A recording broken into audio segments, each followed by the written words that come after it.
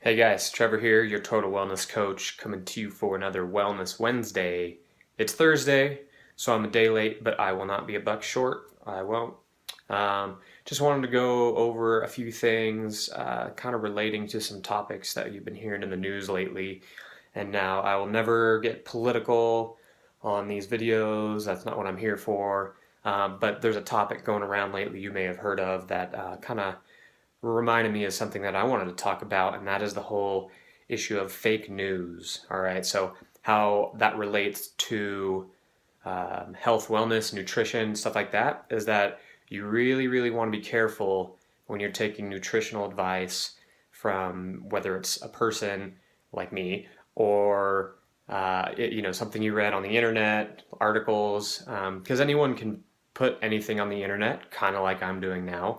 But what I'm going to do right now is give you a quick overview on what to look for, what the best type of scientific studies are, which is really what you want at the end of the day. Your nutritional advice that come from is the science, the proven stuff that's been proven over again, whether it's over a large population basis or specific science that looks at things that are happening within your body. So I'll go over a couple of the different types of studies in order from crappiest to best, and then kind of let you guys know where you might find some of these. First of all, you have, it's not even a study, but you have, mama's advice or homeboy down the street, his advice, or the bro science that say like, you need to crush all this food and make gains and then cut it away. Or, that's just hearsay. That's just someone's opinion more than anything. You want to look at studies, right? So the first type of study, which is usually the least accurate, but it's still a type, is a case-controlled study.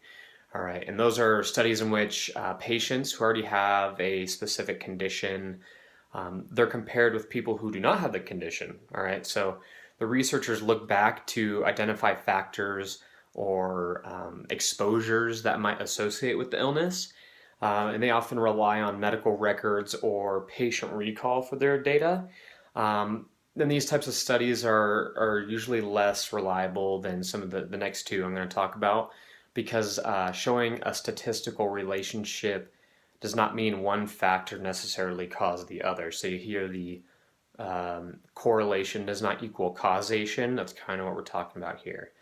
So the next step, the next higher, more accurate study is a cohort study, right? Where you identify a group of patients who are already taking a particular treatment or have certain exposures to something and follow them over a period of time, and then compare their outcomes with a similar group that has not been affected by the treatment or the exposures in question. All right.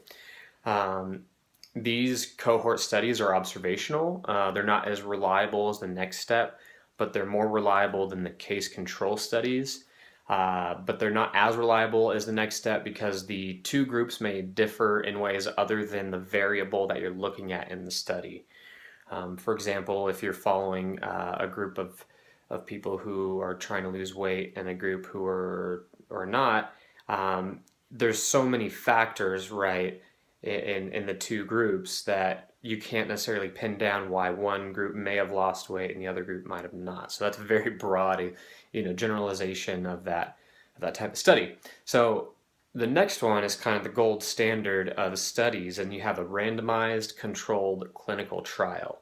And if you do a double-blind randomized clinical controlled trial, that's it. That's as good as it gets. That's where you can really, really rely on that data to be super accurate within a couple percentage points. And the randomized controlled clinical trials are carefully planned experiments that introduce a treatment or exposure to study its effects on real patients. They include methodologies that reduce the potential for bias, right? So that's called randomization, and the blinding, the double blind that I talked about, so that the groups involved that are receiving treatment or a different type of diet or something, and then the people giving the study don't know who's getting what, so that there's no bias to skew the data until after everything has been looked at. A randomized controlled trial is a planned experiment that can provide sound evidence of cause and effect. So that's really your best bet. And then there's other types too. There's one of my favorites is a meta-analysis where they look at a certain topic.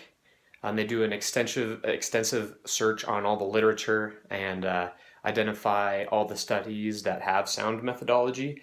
And then all those studies are reviewed, assessed for quality, and then the results are summarized according to the predetermined criteria of the review question. So basically taking a look at a bunch of studies, like all these like different studies, hundreds of them potentially, and finding the common theme and then coming to an answer based on the common results of those studies. So those are kind of the 3 or 4, main studies you look at. There's other ones too, but for simplicity's sake, we'll keep it there. And then real quick, places you can find some of these studies. There's one of my favorites is Google Scholar, so google.com/scholar, because it's free. Anyone can search that, and they have a good list of studies. It's not as good as something like PubMed, PUBMED, which I think you have to subscribe for. I subscribe for. I don't even know how much it is anymore, but that's a great place.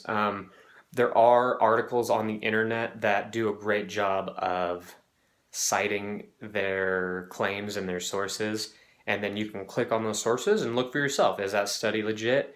Is it a randomized controlled clinical trial, or is it just a case control study where someone is just kind of saying how they experienced something? So and then there's some other good resources. One of my favorites is nutritionfacts.org, a guy run by Dr. Greger, who does a great job of kind of reviewing the literature and synthesizing what he sees in the literature and then laying it out in these easy to watch short videos. So check that out. I'm not associated with him or anything. I'm not making money off him. Just it's one of my favorites to get information from. Yeah, that's it. If you guys like it, share it, like it, ask me questions, whatever you want to do. And look out for next week. I'm going to start diving into some nutrition stuff. Very exciting. I'll probably focus on some weight loss stuff and nutrition for weight loss when we start next week. So happy Wednesday, and we'll see you guys next time.